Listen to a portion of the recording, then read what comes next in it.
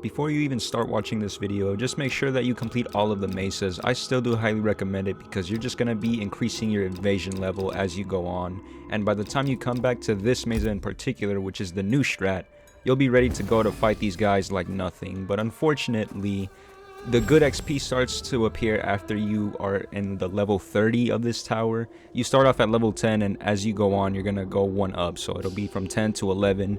So this XP strat, although is great, it's way better than the last one. This one is going to take you a really long time to actually get some good XP, because at first it absolutely sucks.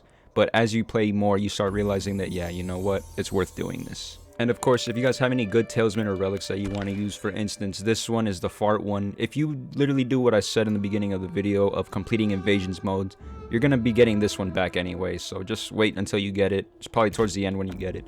And also, if you have any good relics from the shop, like this one for instance, you could just go ahead and activate that one as well. Another thing to keep in mind is make sure that your attack and special damage is high, because sometimes characters like me, for instance, Johnny Cage, he had a 30 special, which is absolutely terrible. And to fix that, what you're going to want to do is come to this mace, specifically the training one. And Collector's going to have this thing called the White and Enra Core. Now for me it was sold out, but if you buy it, you're just going to go ahead and equip it here. And Johnny Cage's stat points will all be back reset to 1. You're going to get everything refunded. And you can basically just manually put them wherever you want. And this is basically what I had for Johnny, because I really don't care for agility or defense.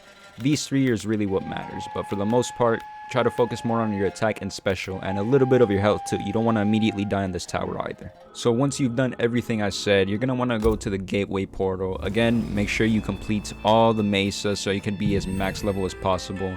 And real quick, before we even go to the seasonal tower, if there's anything good in the shop, such as, you know, like that ring that you get that does quadruple damage when you uppercut somebody, that's a really good one to have. This is also a great one to have right here. And of course, when you play this tower, most of the time you're probably going to get this relic, which is also useful if there's any like meteor challenges that you have to go through. Those usually suck, so I do recommend taking these as well. But for now, as you guys can see, my tower is level 55. That means I have done this tower a total of 45 times, and every single time it gets boring. But now, as you get higher, maybe like 30 plus level, you start realizing that it is worth it. The XP is great. You guys are about to find out right now. So every time you do a tower, no matter what level you're at, you're always going to get some sort of random modifier that goes along with this specific tower. So for me, as you guys could see on the right side, we have Ice Fists, which really doesn't affect gameplay that much. What really does affect gameplay is that Electric Meteor, though.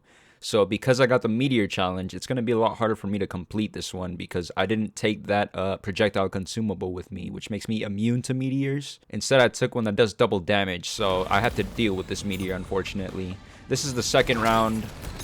As you guys can see, look how much damage that meteor did to me. It did quite a lot, and I'm taking damage over time as well. So in this case, this is where stuff like your talisman would come in handy. You can see that meteor, it does nothing to him, so that's where this consumable would come in, thankfully. As you guys can see, he's not falling for it though. He's being a smart AI, so now I have to waste even more. For the most part, I'd probably leave this game and activate that projectile or consumable, but just to give you guys an example of how much XP you get, I'm gonna show you guys real quick. Let me make sure he's on the ground too. There we go.